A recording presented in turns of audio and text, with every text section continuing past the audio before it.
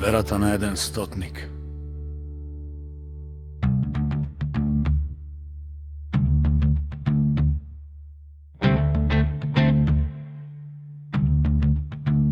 Слугата на еден стотник. Кого стотникот многу го уважуваше, беше тешко болен, скоро на умирање. Па штом слушна за Исус, стотникот ги прати кај него јудејските старешини, молејки го да дојде и да го спаси неговиот слуга. А тие, кога дојдоа кај Исус, усрдно го молеа и велеа: достоен е да му го направиш тоа, зашто тој го љуби нашиот народ и ни ја изгради синагогата.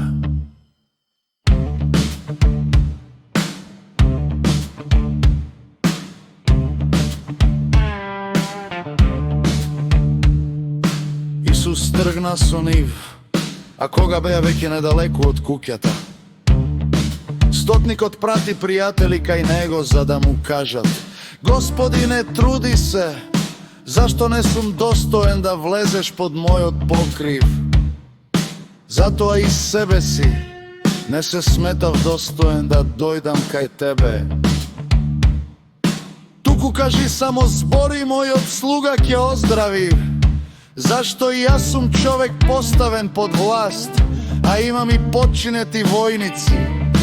Па кога ќе му речам на еден од нив: отиди, и тој оди, на другиот: дојди, и тој доаѓа, и на мојот слуга: направи тоа, и тој прави.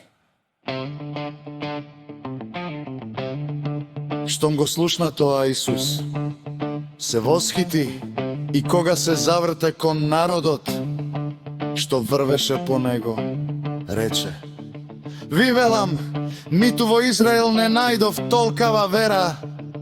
А кога испратените се вратија во куќата, го најдоа болниот слуга оздравен. Потоа чудото со синот на една вдовица.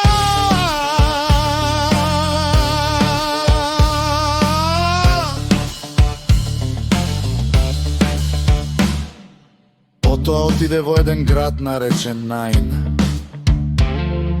и со него одеа неговите ученици и мноштво народ. А кога се приближи до градската порта, ете, изнесуваа мртовец, единствен син на својата мајка, која беше вдовица, и многу народ од градот одеше со неа.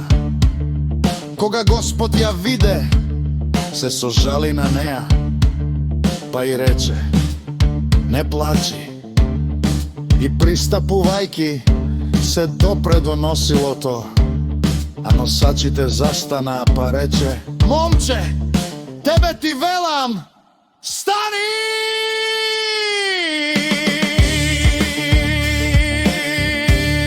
Мртовецот се подигна и седна, па почна да зборува, и тој го предаде на мајка му. Тогаш сите ги обзеде страв и го славеа Бога и велеа: голем пророк се јави меѓу нас и Бог го посети својот народ.